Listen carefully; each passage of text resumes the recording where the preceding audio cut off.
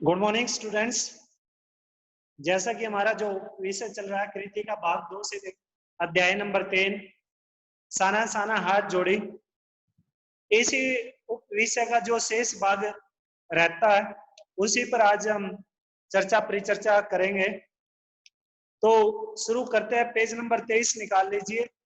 Page number 23 पे बिल्कुल अंत में दो पंक्तियां हैं, इधर से शुरू करेंगे। शुरू करते हैं। खतरा अब धीरे धीरे बढ़ने लगा था।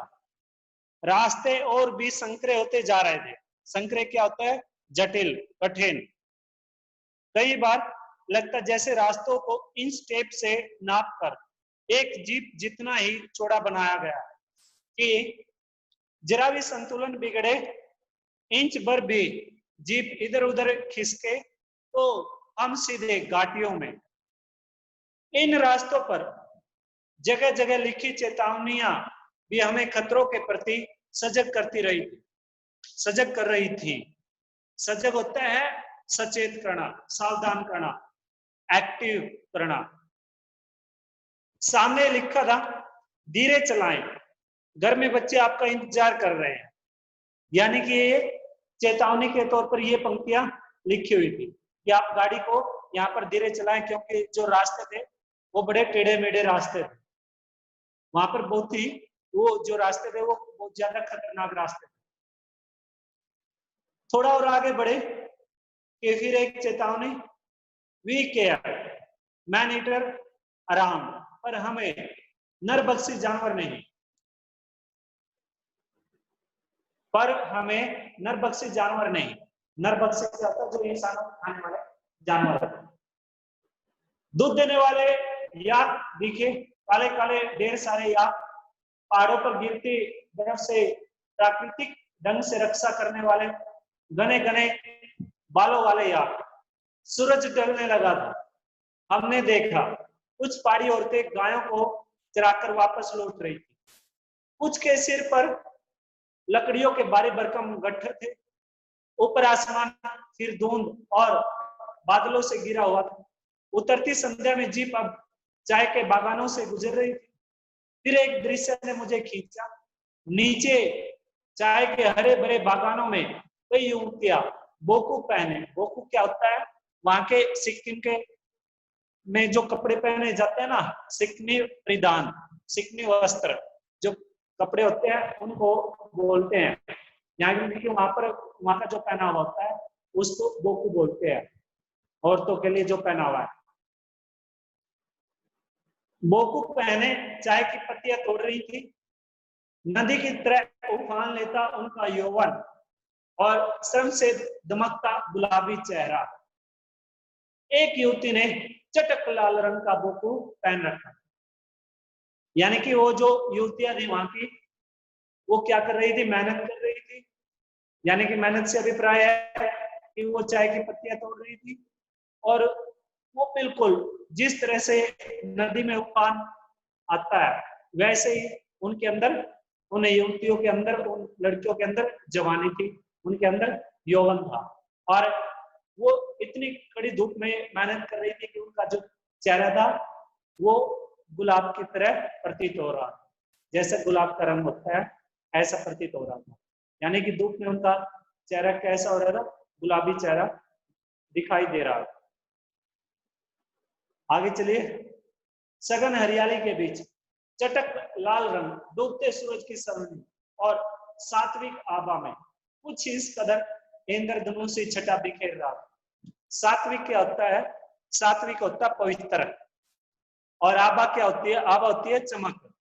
आभा क्या होती है? चमक। आभा क्या होती है? चमक। और छटा, छटा होती है सुंदरता। आगे चलिए कि मंत्रमुग्ध से मैं चीख पड़ी थी। इतना अधिक सौंदर्य मेरे लिए असह्य है। असह्य क्या होता है? जो सहन न किया जा सकता। यानी कि वो जो सौंदर्य था वो बहुत ही ज्यादा था। वो जो सौंदर्य था वो प्रचुर मात्रा में था। वो जो सौंदर्य था वो बहुत अधिक था। युमथांग पहुंचने के लिए हमें रात भर लायू में पड़ाव लेना था। गगनचुंबी पहाड़ों के तल में सांस लेती एक नन्ही सी शांत बस्ती लायुंग। अब लायुंग के बारे में बताया जा रहा है। क्वेश्चन आ सकता है लायुंग के बारे में आप क्या जानते हो? ये पंक्तियां ध्यान पूर्वक पढ़िए। सारी दौड़ धूप से दूर जिंदगी जहां निश्चिंत हो रही थी, उसी लायुंग में हम ठहरे थे। तीस्ता नदी के तीर पर बसे लकड़ी के एक छोटे से घर में मुंह हाथ धोकर मैं तुरंत ही तीस्ता नदी के किनारे बिखरे पत्थरों पर बैठ गई। कौन बैठ गई थी? लेखिन। सामने बहुत ऊपर से बहता झरना नीचे कल कल बहती तीस्ता में मिल रहा था। मधिम मधिम हवा बह रही थी। मधिम मधिम क्या होता है? मधिम मधिम होता है धीमी धीमी, हल्के, लाइटली। मधिम मधिम हवा बह रही थी। पेड़ पौधे झूम रहे थे। गहरे बादलों की परत ने चांद को ढक रखा था। बाहर परिंदे, परिंदे क्या होता है? पक्षी। बाहर परिंदे और लोग अपने घरों को लौट रहे थे। वातावरण में अद्भुत शांति थी। यानी कि किसके बारे में बताया जा रहा है? ये जो लायुंग क्षेत्र है वहां के बारे में बताया जा रहा है। मंदिर की घंटियों से, घुंघरुओं की रुनझुनाहट से आंखें अनायास भर आई। अनायास क्या होता है? अचानक से। अनायास क्या होता है? अचानक से। ज्ञान का नन्हा सा बोधित्सव। बोधित्सव क्या होता है? बोध को जानने वाला। जैसे भीतर उगने लगा, वही सुख शांति और सुकून, जहां अखंडित संपूर्णता है। अखंडित, जिसके खंड न किए जा सकते, जिसके टुकड़े ना किए जा सकते, उसको अखंडित बोलते हैं। पेड़ पौधे, पशु और आदमी सब अपनी अपनी लय, ताल और गति में। हमारी पीढ़ी ने प्रकृति की इस लय, ताल और गति से खिलवाड़ कर अक्स में अपराध किया। अक्स में क्या होता है? अक्स में होता है जिसको माफ न किया जा सके, जो माफ न हो, उसे क्या बोलते हैं? अक्स में, माफ न करने लायक हो। आगे चलिए। हिमालय मेरे लिए कविता ही नहीं, दर्शन बन गया था। अगला पेज निकाल लीजिए, पेज नंबर 25 निकाल लीजिए आप। अंधेरा होने के पहले ही इसी प्रकार डगमगाती सेलाओं और पत्थरों से होकर तीस्ता नदी की धार तक पहुंची। बहते पानी को अपनी अंजुली में भरा तो अतीत भीतर धड़कने लगा। अतीत होता है भूतकाल की जो बातें हैं। स्मृति में कौंधा, स्मृति में यानी कि यादों में उसे अचानक से वो चीजें याद आ गई अतीत की। हमारे यहाँ जल को हाथ में लेकर संकल्प किया जाता है।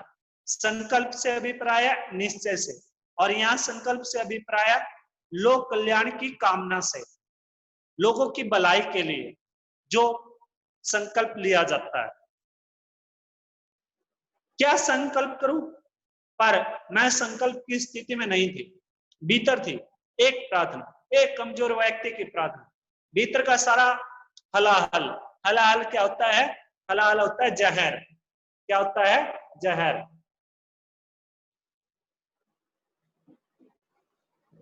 सारी तामसिकताएं बह जाए। तामसिकताएं क्या होती है? बुरी वासनाएं होती है। क्या होती है? बुरी सोच जो होती है, बुरी जो वासनाएं होती है, उनको तामसिकताएं बोलते हैं। इसी बहती धारा में रात धीरे धीरे गहराने लगी। हिमालय ने काला कंबल ओढ़ लिया। काला कंबल ओढ़ने से अभिप्राय है कि हिमालय पर चारों ओर क्या होना शुरू हो गया था? अंधेरा छाना शुरू हो चुका था।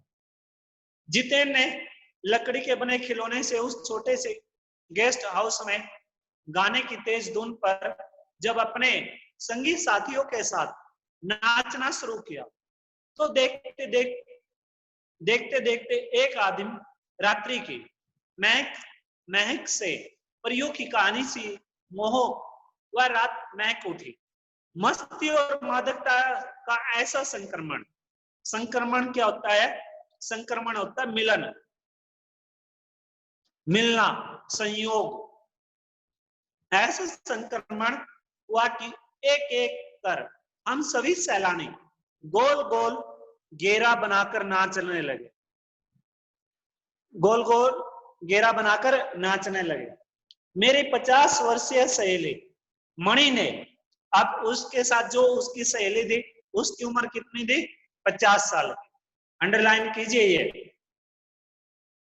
50 वर्षीय सहेली मणि ने कुमारियों को भी मात करते हुए वो जानदार नृत्य प्रस्तुत किया कि हम सब अवाक उसे ही देखते रह गए। अवाक रहना मुहावरे का प्रयोग है, अवाक रहना हैरान रहना। अब वो अवाक क्यों रह गई थी? लेकिन क्योंकि उसके साथ जो उसकी सहेली थी मणि, मणि ने एक सुंदर युवती की भांति, जो एक नौजवान युवती होती है, उस नौजवान युवती की तरह नृत्य किया था। जबकि उसकी जो उम्र थी वो 50 साल की थी, लेकिन जो उसका नृत्य था मणि का, वो नृत्य कैसा था? वो एक नौजवान युवती की भांति था। तो उनके इस नौजवान युवती की भांति जो नृत्य किया मणि ने, उस नृत्य को देखते हुए, उस नृत्य को देखकर लेखिका और उनके साथ में जो संगीत साथी थे जितेंद्र इत्यादि, वो क्या रह गए थे? अवाक रह गए थे, हैरान रह गए। आगे चलिए, कितना आनंद भरा था उसके भीतर, कहां से आता था इतना आनंद? क्वेश्चन मार्क है।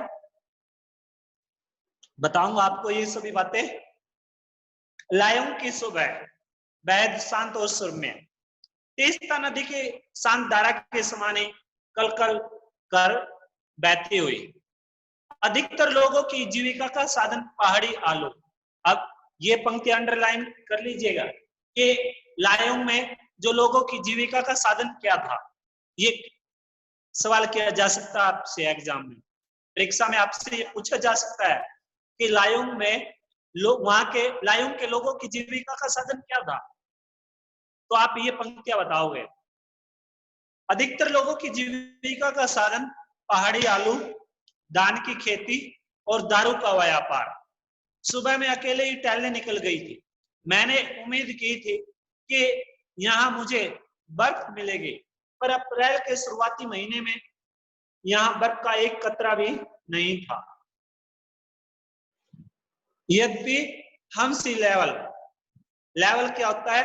लेवल होता है स्तर, तल। हम सी लेवल से 14,000 फीट की ऊंचाई पर थे। यानी कि वो जो लेवल था, वो जिधर थे लेखिका, वो धरती से बिल्कुल ऊंचाई पर 14,000 फीट की ऊंचाई पर वो लेखिका और उनके जो संगे साथी थे वो थे।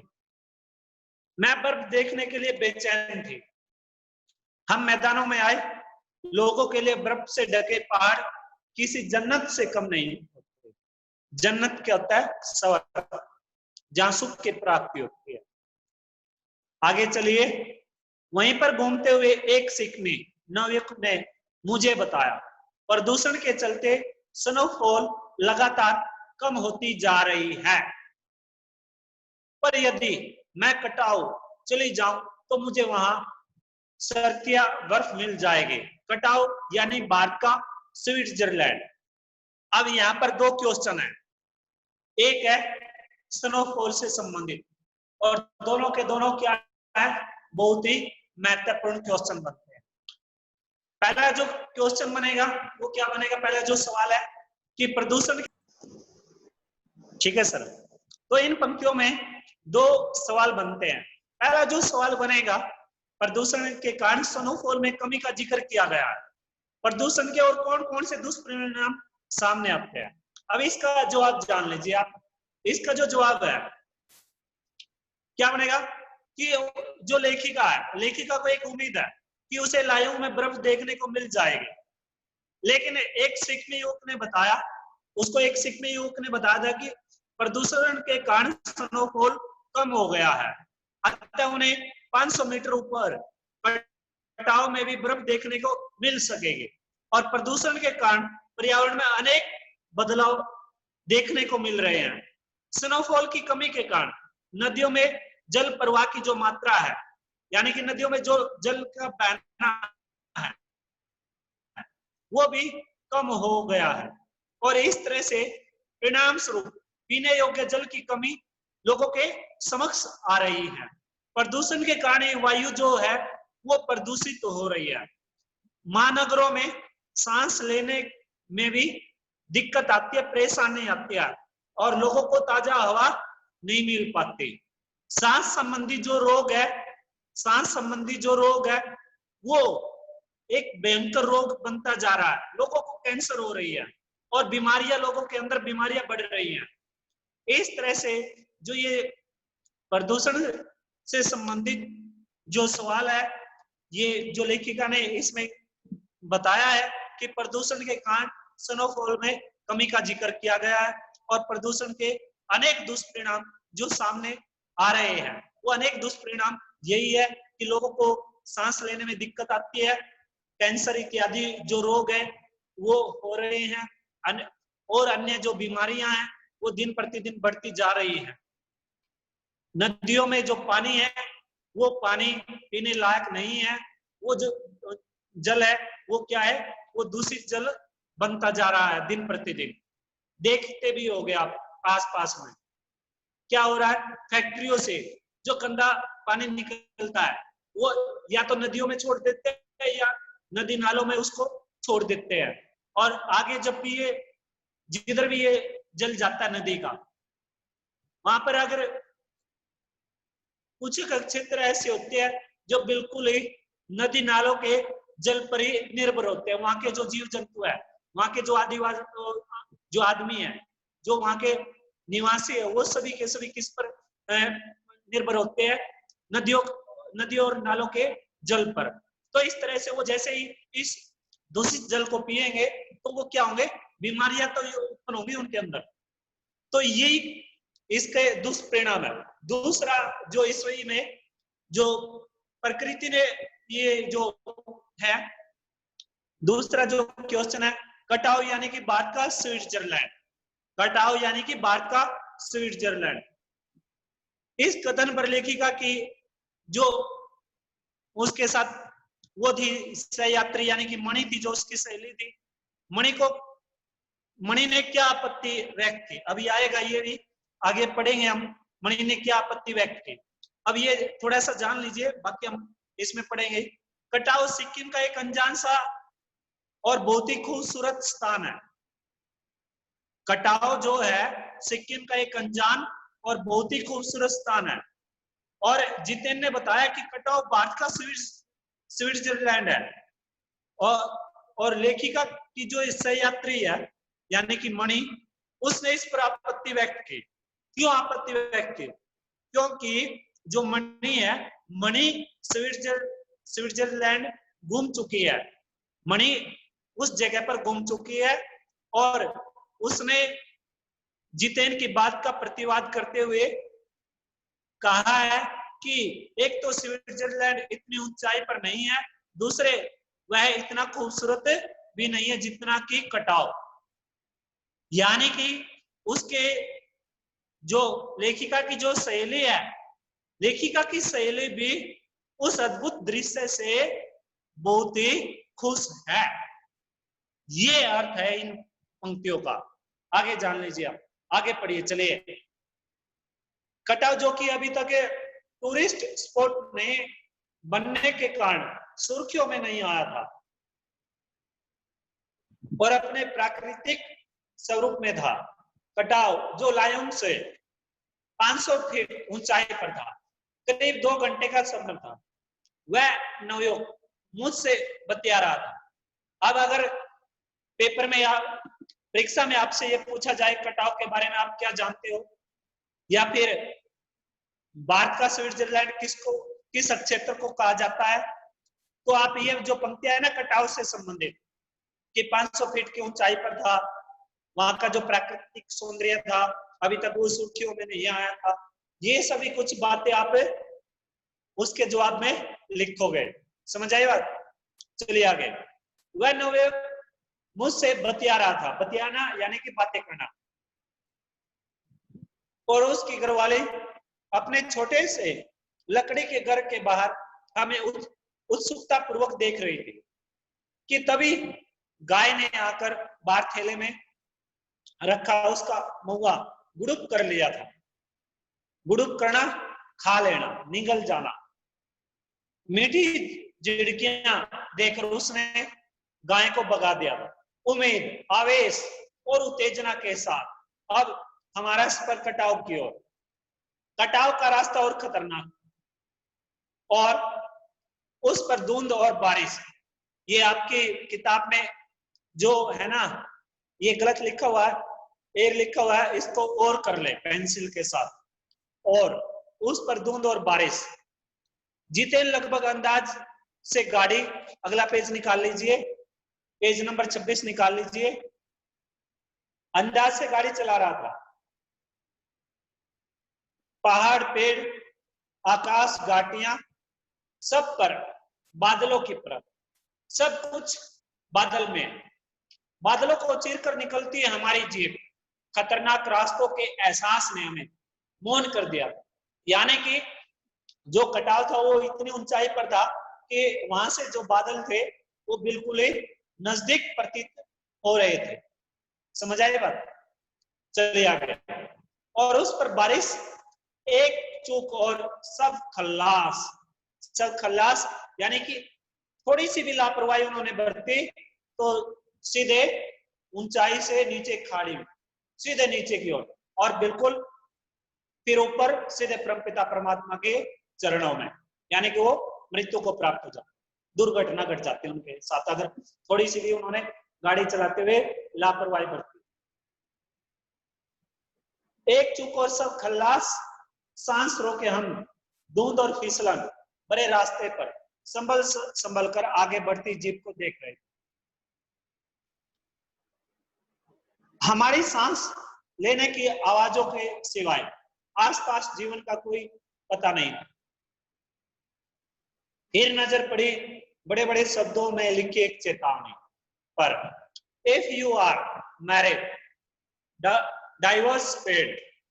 इसका अर्थ जान लीजिए आप। If you are married, if you are married, divorce paid. यदि आप शादीशुदा हैं तो गति से तलाक ले ले, यानी कि स्पीड से तलाक ले ले।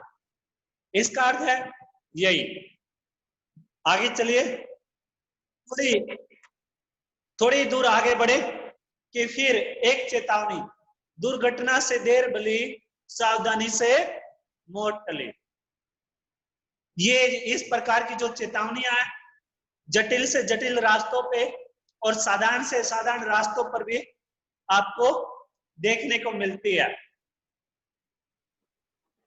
करीब आधे रास्ते बाद धुंध छठी यानी कि वहां से अलग हुई, यानी कि थोड़ा थोड़ा साफ सुथरा दिखाई देने लगा। और साथ ही सृष्टि और हमारे बीच फैला सन्नाटा ही है। नार्गे उत्साहित होकर कहने लगा, कटाव हिंदुस्तान का स्विट्जरलैंड है। मेरी सहेली मणि स्विट्जरलैंड घूम आई थी। उसने तुरंत प्रतिवाद किया। ये बातें मैंने आपको बताई। प्रतिवाद यानी कि उस बात का उलटना है, उस बात को उलटना, उसकी बात को काटना। नहीं, स्विट्जरलैंड भी इतनी ऊंचाई पर नहीं है और न इतना सुंदर जितना कि कटाव। उनके कहने का अर्थ यही मणि का। हम कटाव के करीब आ रहे थे क्योंकि दूर से ही बर्फ से ढके पहाड़ दिखने लगे। पास में जो पर्वत थे वे आधे हरे काले दिख रहे। लग रहा था जैसे किसी ने इन पहाड़ों पर पाउडर छिड़क दिया। कहीं पाउडर बची रह गई हो और कहीं वह धूप में बह गई। नारगे ने उत्तेजित होकर देखिए, एकदम ताजा बर्फ है, लगता है रात में गिरी है यह बर्फ। थोड़ा और आगे बढ़ने पर अब हमें पूरी तरह बर्फ से ढके पहाड़ दिख रहे, साबुन के जाग की तरह सब और गिरी हुई बर्फ। मैं जीप की खिड़की से मुंडी निकाल मुंडी क्या होता है? सिर निकाल दूर दूर तक देख रही थी। चांदी से चमकते पहाड़। एकाएक अचानक से जितेन ने पूछा, कैसा लग रहा? किससे पूछा? लेखिका से। मैंने जवाब दिया, राम रोचो से अभिप्राय है, वहां की लैंग्वेज में है ये। राम रोचो से अभिप्राय। उछल पड़ा, अरे यह नेपाली बोली कहां से सीखी? अपनी भाषा के गर्व से उसकी आंखें चमक उठी, चेहरा इतराने लगा, और तभी किसी चमत्कार की तरह हल्की हल्की बर्फ एकदम महीन महीन महीन मोती की तरह गिरने लगी। तिमरो माया सेंदो मलाई सताऊं, तुम्हारा प्यार मुझे सदैव रुलाएगा। चौं और बिखरी या बर्फीली सुंदरता जितेंद्र के मन पर भी थाप लगाने लगी थी। थाप यानी कि प्रभाव छोड़ना। प्रेम की जेल में तैरते हुए झूम झूम गाने लगा था वह। हम सभी सैलानी अब जीप से उतरकर बर्फ पर कूदने लगे। यहाँ बर्फ सर्वाधिक थी, घुटनों तक नरम नरम बर्फ। ऊपर आसमान और बर्फ से ढके पहाड़ एक हो रहे थे। कई सैलानी बर्फ पर लेटकर हर लम्हे की रंगत को कैमरे में कैद करने में लगे। मेरे पांव जन जन करने लगे, पर मन उरिंदा मन हो रहा था। भीतर जैसे देवता जाग गए। ख्वाहिश हुई, ख्वाहिश यानी कि इच्छा हुई कि मैं भी बर्फ पर लेटकर इस बर्फीली जन्नत को जी भर देखूं।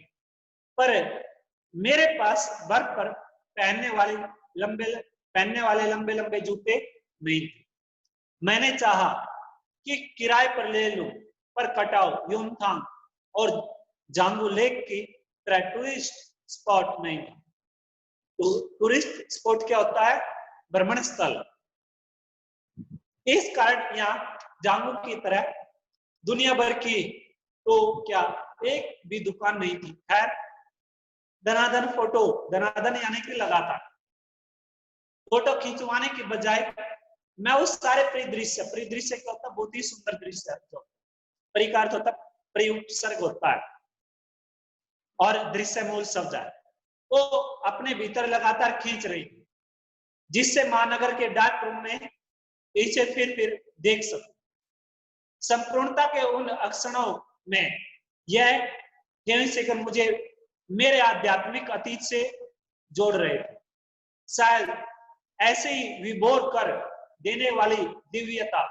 दिव्यता क्या होती है? चमक। और विभोर क्या होता है? आनंद देने वाला, आनंदित। दिव्यता के बीच हमारे ऋषि मुनियों ने वेदों की रचना की है। जीवन सत्यों को खो जाओ, सर्वे भवन्तु सुखिनः का महामंत्र पाया हुआ। सर्वे भवन्तु सुखिनः संस्कृत शब्द है, इसका अर्थ है सभी सुखी रहें। अंतिम संपूर्णता का प्रतीक वह सौंदर्य ऐसा कि बड़ा से बड़ा अपराधी भी इसे देख ले तो अक्षणों के लिए ही सही करुणा का अवतार बुद्ध बन जाए। यानी कि जो बड़े से बड़े अपराधी है ना, वो भी अपने आप को, अपने अपराधों को भूलकर बुद्ध की तरह दया दृष्टि दिखानी शुरू कर दिया, अगर वहां के इस प्राकृतिक सौंदर्य को देख ले। और तभी दिमाग में कौन था कि मिल्टन ने एव की सुंदरता का वर्णन करते हुए लिखा था कि शैतान भी उसे देखकर ठगा सा रह जाता और दूसरों का अमंगल करने की वृत्ति भूल जाता। अमंगल क्या होता है? बुरा करना। और वृत्ति क्या होता है? स्वभाव। अंग्रेजी में नेचुरल बोलते हैं। मैंने मणि से पूछा, क्या उसने पढ़ी है मिल्टन की यह कविता?